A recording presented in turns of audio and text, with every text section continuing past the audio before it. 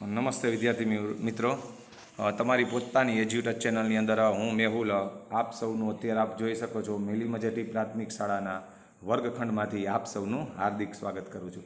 હવે વિદ્યાર્થી મિત્રો, તમારે ધોરણ 5 માટે આપણે આગળ 3 લેક્ચર આપેલા છે. ધોરણ 5 યુનિટ 1 માટેનો આજે છે ચોથો લેક્ચર છે, એટલે કે પાર્ટ 4 છે. પાર્ટ એટલા માટે કરવા પડે છે કારણ કે એક્ટિવિટી બહુ ખૂબ વધારે આવતી હોવાથી અત્યારે હું પાઠ બનાવું છું એ પણ 30 મિનિટના અંદાજે થઈ જાય છે. તો જો હું આખો પાઠ એકારે સળંગ લેવા જાઉં તો તમારે પાઠ છે ખૂબ જ લેન્ધી થઈ જાય, લાંબો થઈ જાય, માટે તમને કંટાળો આવે.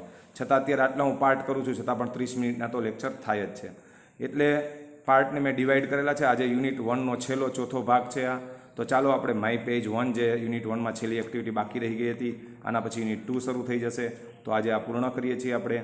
હવે આ સંવાદો છે એ હું કરાવતો નથી. એનું કારણ છે સંવાદો માટે તમને ખ્યાલ હોય તો વિદ્યાર્થી મિત્રો, હું ડાયલોગ રાઇટિંગ જે તમારી એક્ઝામમાં પૂછાય છે એના માટે હું અલગ લેક્ચર આપું છું, એમાં હું સમજાવી દઈશ.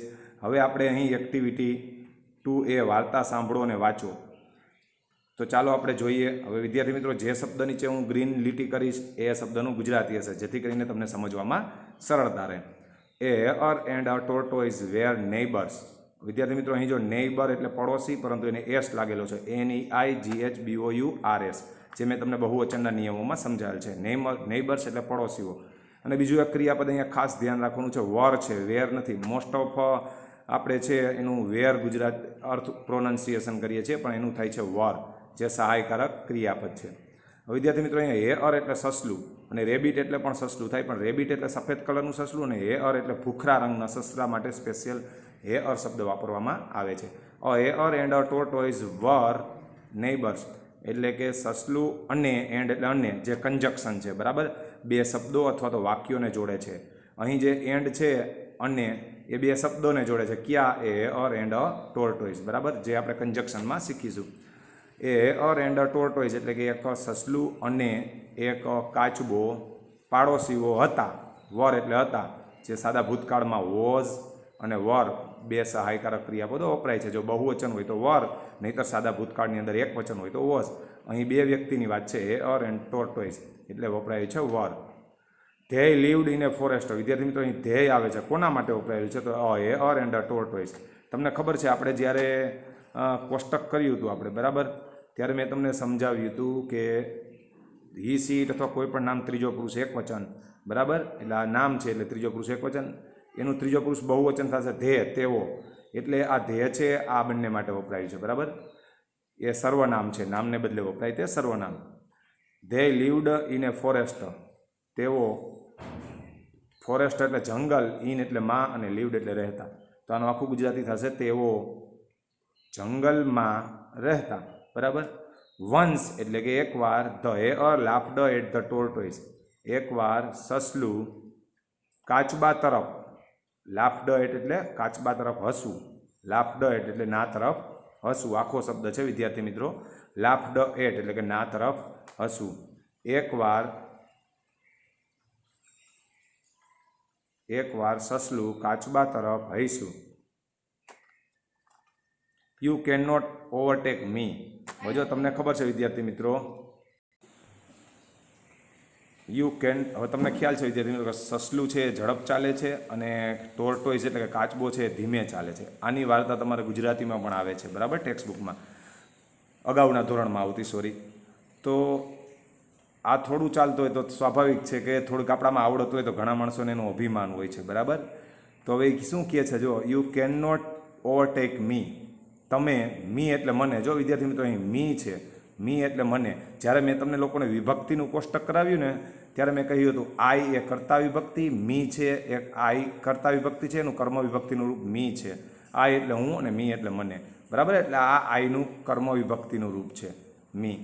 તમે, યુ એટલે તમે, મને, ઓવરટેક એટલે કે આગળ, ઓવરટેક એટલે આગળ, થઈ શકતા નથી. જો કેન નોટ, વિદ્યાર્થી મિત્રો, મેં આનો પણ લેક્ચર આપેલો છે આગળ. કેન નોટ, કેન નોટ છે ને, એ જો તમે આ રીતે લખશો ને, કેન પછી થોડુંક અલગ લખશો, જો આ બે વચ્ચે જગ્યા નહીં રાખવાની, બરાબર, આ રીતે. જો તમે આમ લખી શકતા નથી કેન નોટ, પરંતુ કેન નોટ છે એ આ રીતે ભેગું જ લખવું પડે છે, કારણ કે આ નિયમ છે. જ્યારે મેં કેન અને કેન નોટ આપ લોકોને ધોરણ 5 થી 8નો ગ્રામરનો લેક્ચર આપ્યો હતો, એમાં સમજાવ્યું હતું કેન અને કેન નોટ, બરાબર. હવે આગળ જઈએ આપણે. You are very slow. કોણ કહે છે કે આ પેલો છે હેઅર કહે છે, એટલે કે હેઅર એટલે સસલું. કોને કહે છે? કાચબાને. જો વિદ્યાર્થી મિત્રો ધ્યાન રાખજો, હેઅર છે એ સ્પેશિયલ ભૂખરા રંગના સસલા માટે વપરાતો શબ્દ છે. જો સફેદ રંગનું સસલું હોય તો એના માટે આપણે રેબિટ વાપરીશું. એ હસે છે ને પછી એને કહે તમે મને ઓવરટેક કરી શકો નહીં. તમે, મી એટલે મને, ઓવરટેક એટલે આગળ થઈ શકતા નથી, કેન નોટ એટલે થઈ શકતા નથી. પછી આગળ બોલે છે, હજી એની મજાક જો ચાલુ રાખે છે. You are very slow. તમે, વેરી એટલે ઘણા, ખૂબ જ વધારે, સ્લો એટલે ધીમા છો. ધીમા છો એટલે કઈ રીતે? તો કે ચાલવામાં. આપણે જાણીએ છીએ કે કાચબો છે એ ચાલવામાં ખૂબ જ ધીમો હોય છે. ધ ટોર્ટોઇઝ સેડ એટલે કે કાચબાએ કહ્યું. જો એનો અભિમાન છે ને તો હવે કાચબો એનો જવાબ આપે છે. Let's run a race and C.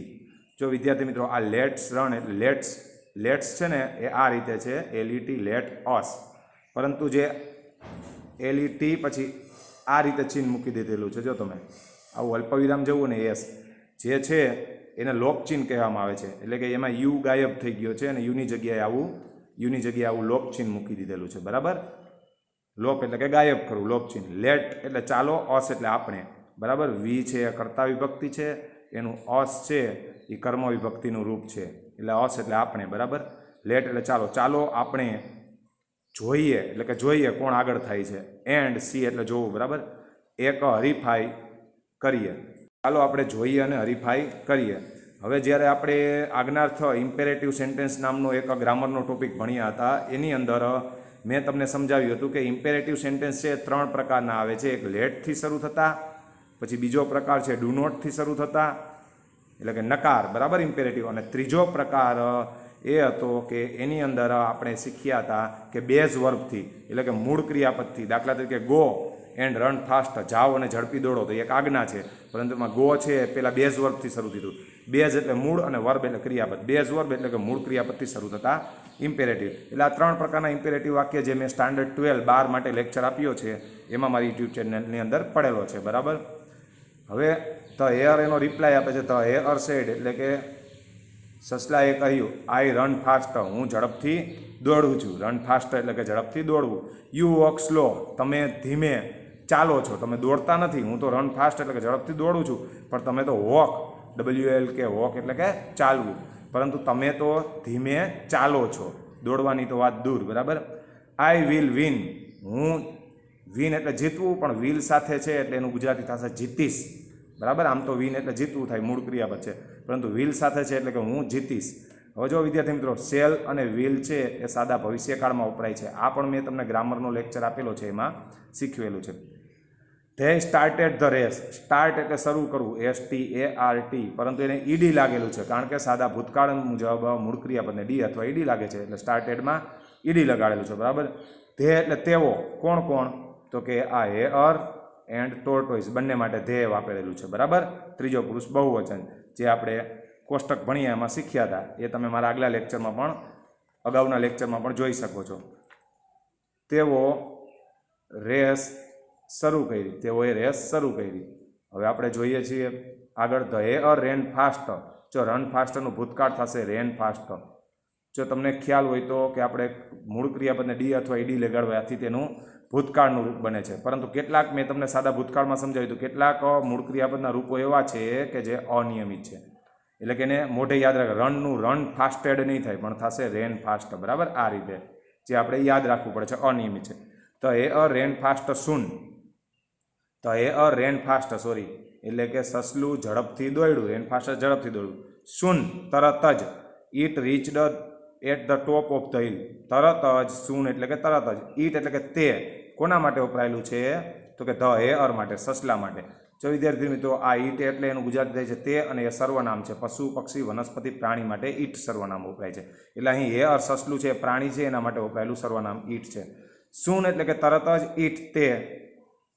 ટેકરી, હિલ એટલે ટેકરી, ઓફ એટલે ની, ટોપ એટલે કે ટોચ ઉપર, રીચડ એટલે કે પહોંચ્યું. રીચ એટલે પહોંચવું, એનું ભૂતકાળનું રૂપ, કારણ કે આખો ફકરો છે સાદા ભૂતકાળમાં છે, એટલે દરેક વખતે મૂળ ક્રિયાપદને ડી અથવા ED અથવા તો અમુક ક્રિયાપદો છે અનિયમિતવાળા હશે. બરાબર, સૂન તરત જ. ઈટ એટલે કે તે.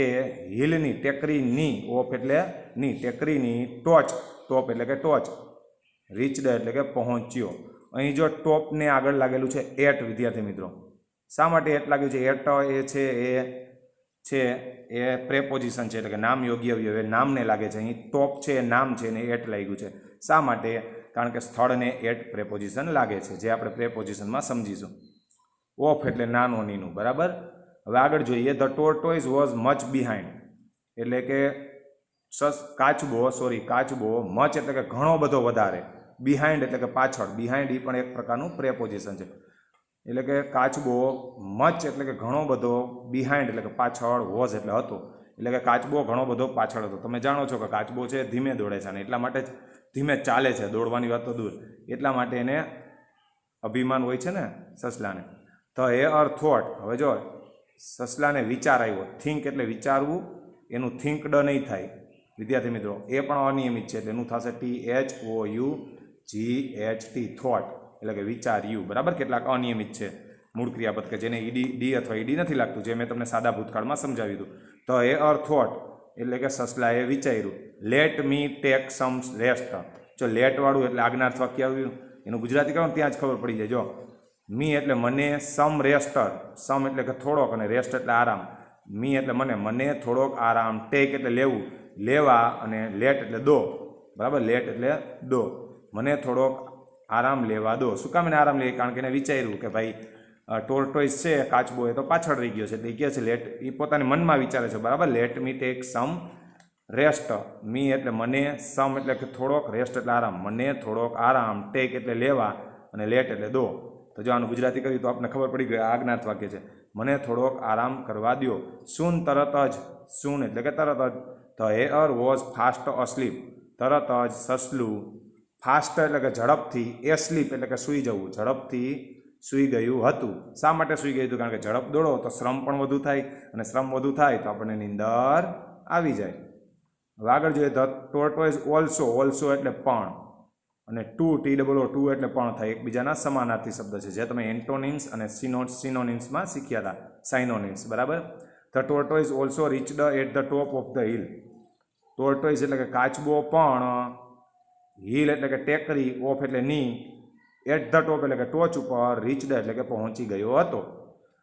It woke up the hair, તે, હેર એટલે સસલું, ઇટ એટલે કે તે, અને ધ હેર એટલે સસલું, તે સસલું વોક અપ એટલે કે જાગી ગયું. જો વેક અપ એ મૂળ ક્રિયાપદ છે, પરંતુ સાદા ભૂતકાળમાં આપણો પેરેગ્રાફ છે, એટલે વેકઅપનું નિયમ મુજબ વેકડ અપ નહીં થાય, ડી નહીં લાગે, પણ એ અનિયમિત છે, આપણે યાદ રાખવું પડશે. એટલે એનું થયું WOK, વોક અપ, બરાબર.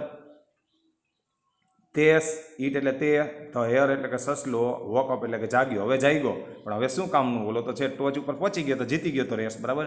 They were on the top of the hill, તેઓ, હિલ એટલે કે ટેકરી, ઓફ એટલે ની, તેઓ ટેકરીની, ઓન ટોપ એટલે કે ટોચ, ઓન એટલે ઉપર, જે પણ પ્રેપોઝિશન છે, બરાબર. તેઓ ટેકરી, ઓફ એટલે ની, ટોપ એટલે ઉપર, ટોચ ઉપર, ઓન એટલે ઉપર, અને વેર એટલે હતા, તેઓ ટેકરીની ટોચ ઉપર હતા. ધ હેર સેડ એટલે કે સસલાએ કહ્યું. થેન્ક યુ, તમારો આભાર. યુ વોક મી અપ, તમે, વોક મી અપ એટલે કે મને જગાડ્યો, આખો શબ્દ છે. વોક મી અપ એટલે કે તમે મને જગાડ્યો. But I will win the race, પરંતુ હું રેસ જીતી જઈશ, હું રેસ જીતી જઈશ. અહીંયા વિદ્યાર્થી મિત્રો ભૂલ છે, હું રેસ જીતીશ ના આવે, ખરેખર અહીંયા એમ આવે આઈ વન ધ રેસ, હું રેસ જીત્યો એવું આવે, બરાબર. મારા ખ્યાલ મુજબ અહીં કંઈક ટેક્સ્ટ બુકમાં થોડીક ભૂલ એવું લાગે છે, મને લાગે છે, બરાબર. I will win the race, હું રેસ જીતીશ નહીં, પણ તો એને જઈને શું કહે છે તે મને ઉઠાડ્યો ને, હું રેસ જીતી ગયો એમ કહે છે, બરાબર. ધ ટોર્ટોઇઝ સેડ એટલે કે સસલાએ કહ્યું. લેટ્સ સી, લેટ એટલે લેટ અસ છે, બરાબર. અહીંયા આ ચીન છે એનો યુનો લોપ થઈ ગયો છે, એની જગ્યાએ ટૂંકું રૂપ લખેલું છે લેટ્સ. લેટ એટલે ચાલો, અસ એટલે આપણે, ચાલો આપણે, સી એટલે જોઈએ કે કોણ જીતું, બરાબર. The tortoise pulled its head and legs inside its shell, એટલે કે કાચબાએ ઇટ્સ હેડ એટલે કે તેનું માથું, પુલ્ડ એટલે કે ખેંચ્યું, આગળ વધાર્યું, બરાબર, ખેંચ્યું, એન્ડ લેગ્સ પગ, ઇનસાઇડ ઇટ્સ સેલ એટલે કે તેની સેલ પર અંદર મૂક્યા. ઇટ લુકડ લાઇક એ બેલ, તે, બેલ એટલે કે ઘંટડી, લાઇક એટલે જેવું, અને લુકડ એટલે દેખાતું હતું. તે ઘંટડી લાઈક એટલે જેવું અને લુકડ એટલે કે દેખાતું હતું. It rolled down the hill, તે ટેકરી પરથી રોલ્ડ ડાઉન એટલે ગયબડો પડ્યો, બરાબર. The hare could not overtake it, સસલું તેને ઓવરટેક એટલે કે આગળ વધી શકતું નથી, કુડ નોટ, બરાબર, આગળ વધી શકતું નથી. વિદ્યાર્થી મિત્રો અહીં વ્હીલ છે એ બરાબર જ હતું, બરાબર. પહેલાં જ્યારે એને જગાડે છે ને ત્યારે એ કે સારુંથી તો મને જગાડ્યો, હું રેસ જીતીશ, બરાબર. The tortoise won the race. હવે જો એને ઓવરટેક ન કરી શક્યો, અહીંયા કીધું ને the hare could not overtake it એટલે કે સસલું, ઈટ એટલે કે તેને એટલે કે ટોર્ટોઇઝને, ઓવરટેક એટલે આગળ વધી શકતું નથી, કુડ નોટ, બરાબર. હવે વિદ્યાર્થી મિત્રો કેન નોટ ક્યારે વપરાય છે અને કુડ નોટ? જો એ મેં તમને કેન અને કેન નોટમાં સમજાવેલું છે કે કુડ નોટ છે એ ખાસ કરીને કુડ ક્યારે વપરાય કે જ્યારે તમારું વાક્ય છે ભૂતકાળમાં હોય ત્યારે. આ પેરેગ્રાફ ભૂતકાળમાં છે એટલે અહીં કેન નોટ નથી વાપર્યું, કુડ નોટ વાપર્યું છે, બરાબર. The tortoise won the race એટલે કે કાચબો રેસ વન એટલે કે જીતી ગયો હતો. વિન એનું વિન્ડ નહીં થાય, પરંતુ અનિયમિત છે મૂળ ક્રિયાપદનું રૂપ એટલે એનું થશે વન, જે આપણે યાદ રાખવું પડશે. હવે વિદ્યાર્થી મિત્રો અહીં કેટલાક એક્ટિવિટી 2B છે, એમાં વિધાનો સાચું કે ખોટું તે નક્કી કરવાનું છે અને અહીં તમારે યસ અથવા નો લખવાનું છે, બરાબર, પ્રશ્નના જવાબમાં. ચાલો તો જોઈએ તો પણ એના માટે શું આપણે આ વાક્યનું ગુજરાતી આવડવું જોઈએ. એટલે હું ગુજરાતી સમજાવું છું, એમાં તમે ધ્યાન રાખશો. The air and the tortoise lived in Ahmedabad એટલે કે સસલું અને કાચબો અહેમદાબાદ, ઇન એટલે માં, જે પ્રેપોઝિશન છે, બરાબર. લીવડ એટલે કે રહેતા, અમદાવાદમાં રહેતા ના, એ તો જંગલમાં રહેતા હોય ને ભાઈ, તો એમાં શું આવશે? નો, બરાબર. તો એર રેન ફાસ્ટ એટલે કે ભૂખરા રંગનું સસલું, રેન ફાસ્ટ એટલે કે ઝડપથી દોડ્યું. એ ઝડપથી દોડ્યું તો આ પેરેગ્રાફના આધારે જો ખરા ખોટા આપણે આપવાના છે. હા, તો એ ઝડપથી દોડ્યું હતું, તો એનો જવાબ આવશે યસ. ચાલો તો આગળનું ત્રીજું જોઈએ આપણે વિધાન. The tortoise reached the hill top first. કાચબો હિલ ટોપ એટલે કે ટેકરીની ટોચ ઉપર, ફર્સ્ટ એટલે કે પહેલો, અને રીચડ એટલે કે પહોંચ્યો, જે રીચનું ભૂતકાળનું રૂપ છે, બરાબર. સાદા ભૂતકાળમાં મૂળ ક્રિયાપદને ડી અથવા ઈડી લગાડવામાં આવે છે. REACH રીચ એટલે પહોંચવું, એનું ભૂતકાળનું રૂપ થશે નિયમ મુજબ મૂળ ક્રિયાપદ છે રીચ, એને ઈડી લગાડીને એટલે REACHD, રીચડ એટલે પહોંચ્યો. The tortoise reached the hill top first એટલે કે કાચબો ટેકરીની ટોચ ઉપર, ફર્સ્ટ એટલે કે પહેલો અને રીચડ એટલે કે પહોંચ્યો, તો એનો જવાબ આવશે યસ, કાચબો જ પહોંચે છે ને. તો એર બીકમ લાઈક એ બોલ, સસલું દડા જેવું બન્યું. સાચું હતું? તો કે હા, યસ. જો અહીંયા વિદ્યાર્થી મિત્રો અહીંયા આવ્યું હતું કે તમને સમજાવું ફરીથી કે the tortoise pulled its head એટલે કે કાચબાએ તેનું માથું ખેંચ્યું, પુલ્ડ એટલે ખેંચ્યું, and legs inside its shell, અને તેની જે વિજય રેખા હતા એમાં એ અંદર ટચ કરવા ગયું. ઇટ લુક લાઈક એ બોલ, તે એક દડા જેવો લાગતો હતો. શા માટે દડા જેવો લાગતો? It roll down the hill, તે ટેકરી ઉપરથી, રોલ ડાઉન એટલે ગયબડો પડ્યો, બરાબર, સમજાઈ ગયું? એ ગયબડી પરથી પડ્યો એટલે એ કેના જેવો લાગતો હતો? બીકેમ લાઈક એ બોલ, દડા જેવો લાગતો હતો. The tortoise won the race, કાચબો હરીફાઈ, રેસ એટલે હરીફાઈ, ને વન WN1 એટલે કે જીત્યો, કાચબો હરીફાઈ જીત્યો હતો, તો આવશે આપણે યસ, બરાબર. તો આ જે સાચું વિધાન ખોટું લખવાનું હતું એની અંદર વિદ્યાર્થી મિત્રો આ પેરેગ્રાફના આધારે હતું, બરાબર. હવે તમને બધાને હું દર વખતે વિનંતી કરું છું, તે વિનંતી કરું છું કે આ માટેના સ્પેલિંગ હું આપ લોકોને મોકલી દઈશ, જેથી કરીને તમને ભાષાંતર આવડે, બરાબર. અને આ તમામ વસ્તુ છે તમારે પાકી નોટમાં ઉતારવાની છે, હું જે અહીં તમને બતાવું છું અને પાઠમાં સમજાવું છું એ, બરાબર. હવે પછીનો અહીં આપણે આ લગભગ ચોથો પાર્ટ હતો આપણો આ, બરાબર. આ 4 પાર્ટની અંદર આપણો યુનિટ 1 છે, ધોરણ 5નો અહીં હું પૂર્ણ કરું છું. હવે આપણે ભણવાનું છે યુનિટ 2. એમાં અમ્બ્રેલાસ આર કલરફુલ એટલે અમ્બ્રેલાસ એટલે કે છત્રીઓ, કલરફુલ એટલે રંગીન છે, છત્રીઓ રંગીન છે. હવે એમાં એક કાવ્ય આવે છે, નીચેનું કાવ્ય સાંભળો, દોહરાવો અને ગાવો. એ આપણે યુનિટ 2નો જ્યારે પાર્ટ 1 શરૂ કરશું, બરાબર, કારણ કે આના પાર્ટ 4 આપણે છે એ પૂર્ણ કરી લીધા, ત્યારે આપણે શરૂ કરીશું. તો વિદ્યાર્થી મિત્રો આજની એક્ટિવિટીની અંદર આપણે આ એક વસ્તુ બાકી રાખી દીધી હતી એટલા માટે કે હું તમને અંગ્રેજી માટેના ડાયલોગ રાઇટિંગના સ્પેશિયલ લેક્ચર આપું છું. એની અંદર છે આ એક્ટિવિટી આપ લોકોને સમજાવી દઈશ. તો આપણો અહીં આ જે લેક્ચર છે એ પૂર્ણ થાય છે. ફરીથી આપણે બધું તમામ જોઈ લઈએ કે આપણે યુનિટ 1 4 પાર્ટની અંદર તમે શું શું શીખ્યા વિદ્યાર્થી મિત્રો, એની આછેરી ઝલક છે આપણે મેળવી લઈએ છીએ. તો સૌપ્રથમ તો આપણે જ્યારે યુનિટ 1 શરૂ કર્યો ત્યારે આ કવિતા બરાબર ભણ્યા હતા. ત્યારબાદ આપણે એક્ટિવિટી 2 કે જેમાં અમે તમે 1 2 કે ચિત્રો ગણીને આપણે જે કર્યું હતું બરાબર. પછી આવે છે એક્ટિવિટી 3 જેમાં આપણે ધેર આરથી વાક્ય બનાવ્યા હતા. કારણ કે વિદ્યાર્થી મિત્રો તમને ખબર છે ધેર ઇઝ છે એ એક વચનમાં વપરાય છે અને ધેર આર બહુવચનમાં. અહીંયા જો 5 કાર્સ દરેક વસ્તુ છે આ ચિત્રમાં બહુવચનમાં છે આ ચિત્રની અંદર. એટલે હંમેશા આ જેટલા વાક્યો આપણે બનાવ્યા હતા આ લગભગ 8 વાક્યો હતા એ ધેર આરથી બનાવ્યા હતા બરાબર, એ શીખ્યા હતા. પછી આપણે હિતુસ ક્લાસરૂમ જેમાં હિતુસ છે એપોસ્ટ્રોફીએસ છે જે નામને લાગે છે એ વસ્તુ શીખ્યા હતા. હિતુનો ક્લાસરૂમ એની અંદર આપણે આનું ભાષાંતર કર્યું હતું. આ માટેના સ્પેલિંગ પણ મેં તમને અગાઉ વોટ્સઅપમાં મોકલી દીધેલા છે. ત્યાર પછી આપણે એક્ટિવિટી 3B અંદર આપણે જે વસ્તુ શીખ્યા હતા કે ફકરામાં આવતા અને ફકરામાં ન આવતા શબ્દો છે આની અંદરથી ગોતીને તમારે અહીંયા લખવાના હતા બરાબર. પછી આપણે જોડીમાં કામ કરવાનું હતું. આ જે શબ્દો છે વિદ્યાર્થી મિત્રો એમાંથી તમે ગોતીને કે ઇન માય ક્લાસરૂમ એટલે કે તમારા ક્લાસરૂમની અંદર અને નોટ ઇન માય ક્લાસરૂમ એટલે મારા ક્લાસરૂમની અંદર નથી એવી વસ્તુઓ છે એ તમે બધી અહીં લખી હતી. ત્યાર પછી આપણે જોયું હતું કે એક્ટિવિટી 3Cની અંદર ખરા ખોટા જેમાં અહીં આપણે ખરું વિધાન હોય તો ખરું, ખોટું હોય તો ખોટું, જેમાં આપણે સમજ્યા હતા આ તમામ વાક્યોનું ગુજરાતી. કારણ કે ગુજરાતી આવડતું હોય તો જ આપણને કોઈ પણ વસ્તુ આગળ આવડે. જે આપણે ખરા ખોટા છે 10 વિધાનો કર્યા હતા. ત્યાર પછી આમાં એક્ટિવિટી 3Dમાં મેં તમને એક સોલ્યુશન આપ્યું હતું વિદ્યાર્થી મિત્રો કે મોટે ભાગે આ પ્રકારના પ્રશ્નોમાં તમે શું કરો તો કે ઇઝ હિતુ એટલે કે તમને પ્રશ્ન બેહાડતા ન આવડે અને પછી પેરેગ્રાફમાંથી ગોતીને જવાબ લખી નાખો. પણ એમ નથી કરવાનું, તમારે ગોતવાનું છે સહાયકારક ક્રિયાપદ. આમાં હતું સહાયકારક ક્રિયાપદ ઇઝ. કારણ કે વિદ્યાર્થી મિત્રો હું ફરીથી સહાયકારક ક્રિયાપદ બોલું છું જે તમે લખી લેશો. Am, is, are, was, were, have, has, had, shall, will, should, would, can, could, may, might, must અને ડુ, ડઝ, ડીડ આ બધા સહાયકારક ક્રિયાપદો છે. આ પ્રશ્નની અંદર સહાયકારક ક્રિયાપદ ઇઝ હતું તો એના પછીનો જે શબ્દ હોય ને ત્યાંથી જ જવાબની શરૂઆત થાય. આ મેં તમને એક શોર્ટ રીત શીખવી હતી. હિતુ અને પછી ઇઝ મૂકી દેવાનું બરાબર, અને પછી જે જવાબના શબ્દો હોય એ પેરેગ્રાફમાંથી ગોતી લેવાના. તો અહીંયા જે ભૂલ હતી તમારે એ હવે ભૂલ નહીં થાય.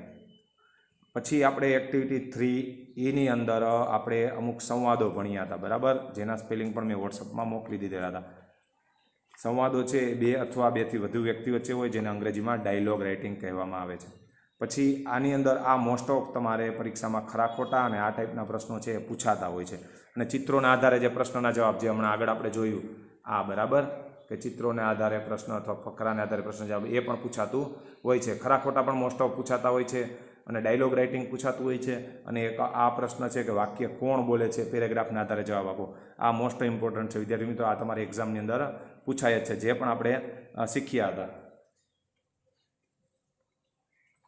પછી આપણે આગળની એક્ટિવિટીની અંદર મેં તમને વાત કરી હતી કે સહાયકારક ક્રિયાપદથી શરૂ થતા પ્રશ્નો જેને ઇનડેફિનેટ એટલે કે અચોક્કસ પ્રશ્ન કહેવામાં આવે છે કે જેનો જવાબ અચોક્કસ હોય છે, કાં તો યસમાં અથવા નોમાં. એટલે જો વિદ્યાર્થી યસ અથવા નો એટલે અચોક્કસ થયો એ બરાબર, તો એ સહાયકારક ક્રિયાપદથી શરૂ થતો જો પ્રશ્ન હોય તો એનો જવાબ હંમેશા યસ નોમાં જ આવીએ. એ મેં તમને એક શોર્ટ રીત શીખવી હતી. પછી આપણે એક્ટિવિટી 5 જોઈ હતી. એની અંદર આપણે ધેર આરથી ઉદાહરણ મુજબ આ વાક્ય આપેલા છે. જો અહીં નામ છે પેલું એ બહુવચન હોય તો ધેર આર અને એક વચન હોય તો ધેર ઇઝ. દાખલા તરીકે અહીં એ પોસ્ટ ઓફિસ એક વચન છે તો એમાં વાક્ય આપણે there is a post office, પછી આ શબ્દ ન આવ્યો નિયર અને ધ પોલીસ સ્ટેશન બરાબર. આની આગળ છેલ્લા શબ્દ આગળ આર્ટિકલ લગાડતા હતા આપણે. તો એ રીતના ઉદાહરણ મુજબ આપણે વાક્ય બનાવ્યા હતા. અહીંયા પેન્સ છે તો ત્યાં જો પેન્સ છે એ બહુવચન છે તો એમાં આપણે વાક્ય બનાવ્યું હતું ધેર આરથી બરાબર, કારણ કે બહુવચનમાં ધેર આર આવે. પછી ક્યાં પહોંચ્યા હતા ઓનમાં, તો ઓન મૂકી દીધું. પછી ટેબલ નામ છે તો એની આગળ આપણે આર્ટિકલ મૂકતા હતા તો આપણું વાક્ય એમ બોલ્યું there are pens on the table. તો આ રીતના આપણે વાક્યની શોર્ટ રીત મેં તમને શીખવી હતી. ત્યાર પછી આની અંદર મેં તમને શોર્ટ રીત શીખવી હતી કે જો તમારે અહીંયા વાક્ય ગાર્ડનમાં લખવાના છે, કિચનમાં લખવાના છે, અને રેલવે સ્ટેશનમાં લખવાના છે. એ માટેની એક મેં શોર્ટ રીત આપી હતી કે વિદ્યાર્થી મિત્રો તમે મોટા ભાગના ભૂલ કરો છો કે અહીંયા જો એક માની લો કે તમારે ગાર્ડનમાં જોવું છે ને, અહીંયા એક વાક્ય પછી બીજું એક તો આપેલું છે બરાબર, બીજું લખવું છે આ ત્રણેયમાં, તો તમારે સૌ પ્રથમ તો એક શોર્ટ રીત મેં શીખવી હતી, એક વાક્ય આમ જોવાનું. જો તમે આડાવડા જોશો ને તો કયું વાક્ય તમારામાં ત્રણેયમાંથી જોવાનું રહી ગયું છે ને, અને કયું વાક્ય લખાઈ ગયું છે એ તમને ખ્યાલ નહીં પડે.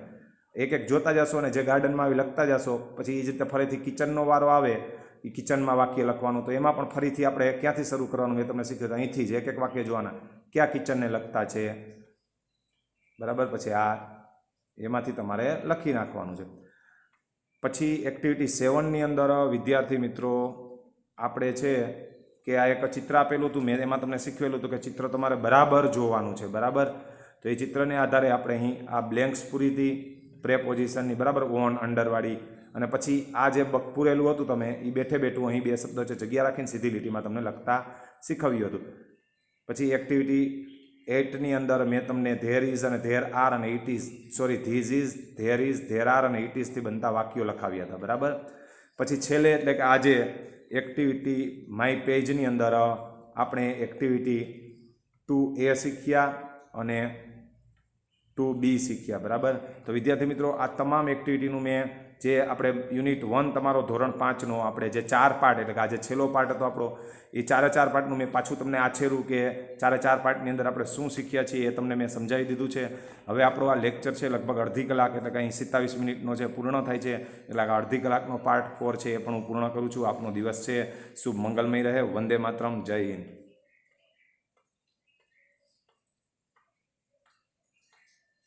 અને હા વિદ્યાર્થી મિત્રો એક વસ્તુ કે હવે આપણે નવો યુનિટ ચાલુ થાય છે, યુનિટ 2 એટલે કે એકમ 2, તો એની શરૂઆત છે આપણે નવા પાર્ટથી. હવે આપણે પછી યુનિટ 2 શીખીશું વિદ્યાર્થી મિત્રો. એની અંદર અમ્બ્રેલા સાર કલરફુલ કે જે હવે આપણે ફરીથી શરૂ કરશું બરાબર. એટલે કે આમાં કેમ 4 પાર્ટ હતા એ રીતના હવે યુનિટ 2 ભણાવીશ ત્યારે એનો પાર્ટ 1 આવશે, જેમાં એક્ટિવિટી 1 એમાં આપણે આ કવિતા છે બરાબર, એક જંગલની કવિતા છે, ને જંગલમાં એક તળાવ છે, એમાં જંગલ આવેલું છે, જંગલમાં એક તળાવ આવેલું છે, એની વાત છે. જંગલમાં કઈ કઈ વસ્તુઓ, એટલે વિદ્યાર્થી મિત્રો આમાં છે જંગલમાં શું શું વસ્તુ હોય છે એની વાત છે, જે આપણે પાર્ટ 2ની અંદર શીખીશું. તો બસ આજના પીરિયડમાં આટલું જ. આપનો દિવસ છે શુભ મંગલમય રહે. વંદે માતરમ. જય હિન્દ.